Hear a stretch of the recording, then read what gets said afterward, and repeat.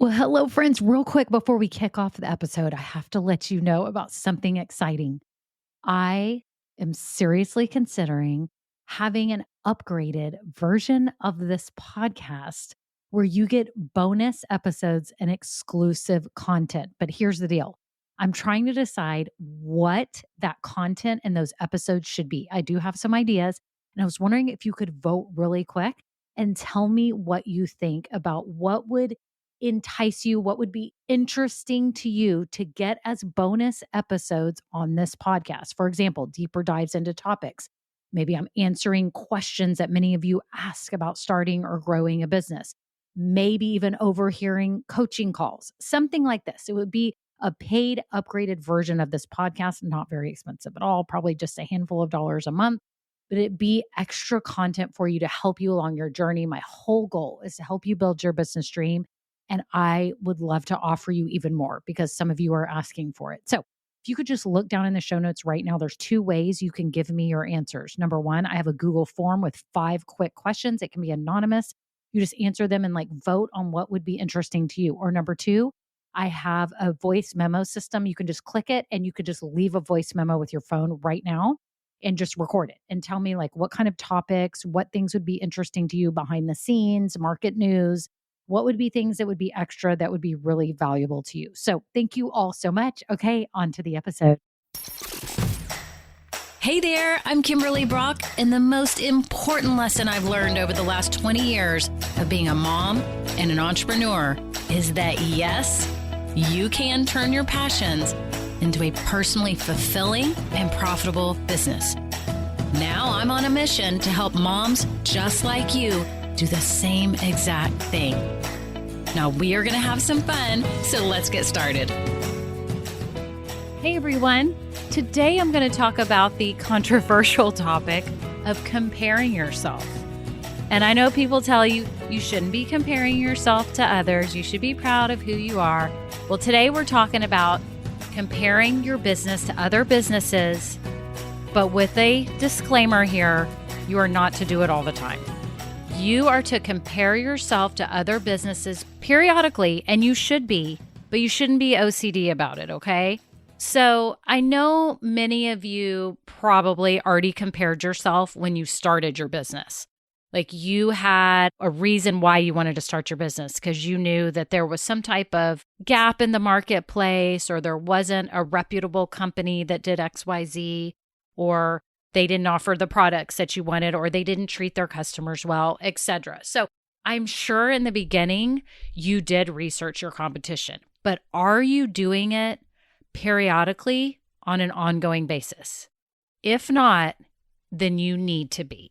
And I've created a spreadsheet. It's super simple.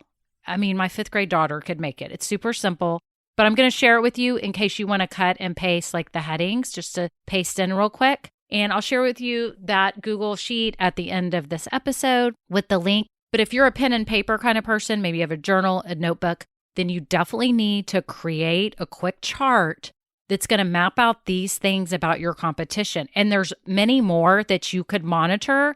But if you're a small business, you probably don't need to go that in depth. Big corporations do this on a daily basis. Yes, they do. But I think for your sake as a small business owner, you don't need to be doing this all the time. You need to be worried about yourself and how you're treating your customers and what kind of product or service you're offering, right? Are your customers valuing what you're selling, right?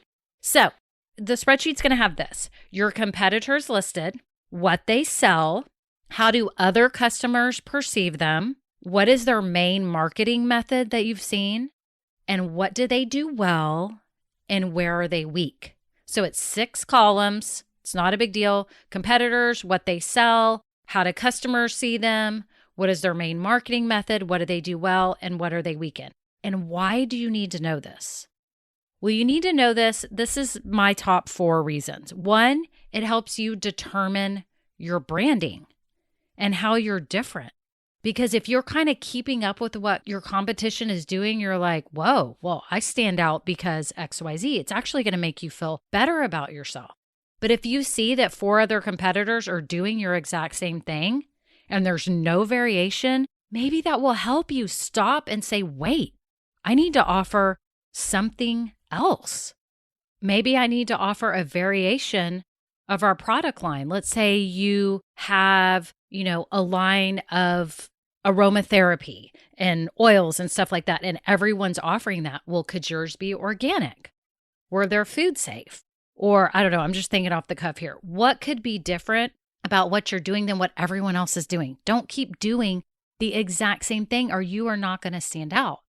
And the second thing is it will make you look at how you treat your clients and customers. Did they feel valued? Right? Because that is a big thing that I hear about. I mean, I've heard about different local companies where the customers don't feel heard or valued, and online stores. Maybe the people don't answer the phone. Maybe they don't reply to emails fast.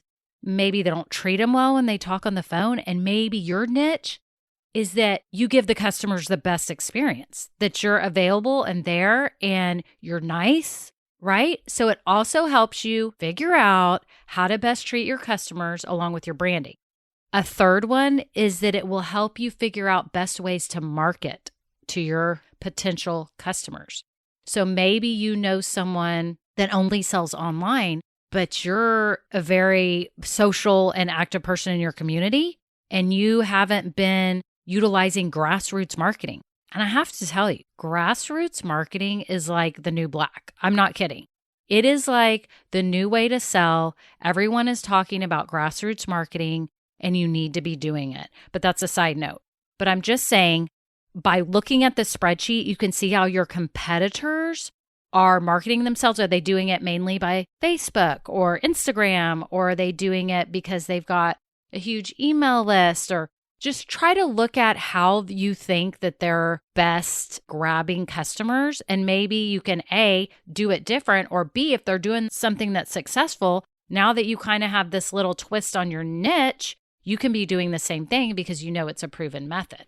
Will help you figure out your products or your services and how you're going to offer them and what their price is going to be. Because if you know somebody is very low priced for something, it may not be perceived as the best quality, and it might enable you to actually raise your prices, which sounds weird, but you know your items are good quality and you can start branding them that way. You would be surprised how that changes people's business. Pricing is branding. It is, because your price says something about your product, right? But you do have to be able to back it up. I'm not just saying offer $50 for your essential oils when it should have been a $29 item. I'm just saying if your competitors are doing them at $18, but you're saying, hey, ours are organic, ours are food safe, we have the best quality product and all that good stuff, then maybe it can help you with your pricing. So again, you need to be monitoring your competition, but don't be OCD about it, okay? You need to be confident in your business. And it kind of goes back to my first episode, if you listen to it, talking about your main purpose, your overall true purpose, reason for being. It's also called your ikigai, which is a Japanese term for reason for being. It gets back to that. Know who you are, know your mission, know how you're trying to impact the world, and know your goals. And I want you to be proud of your business. You created this. Your heart is in it. I know that because of my businesses. My heart was in everything I was doing, and it is right now. Okay, so be proud. Don't be staring at all the other competition out of envy, low self-confidence. Look at it as of, okay, this is what they're doing. Yay for them. But this is what I'm going to do differently. And here's another concept. I've heard people talking about, and I totally agree with this, and I have done this.